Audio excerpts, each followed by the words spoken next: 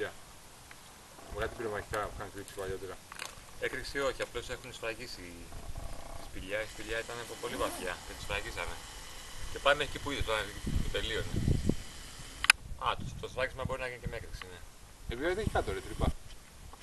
Ω, Μίτσα, και είδα τη σου βρήκα. Εκεί πέρα κάτω τι έχει. Δεν έχει κανένα τρύπα. Τα τρύπα έχουν. Το μάτι το είδες.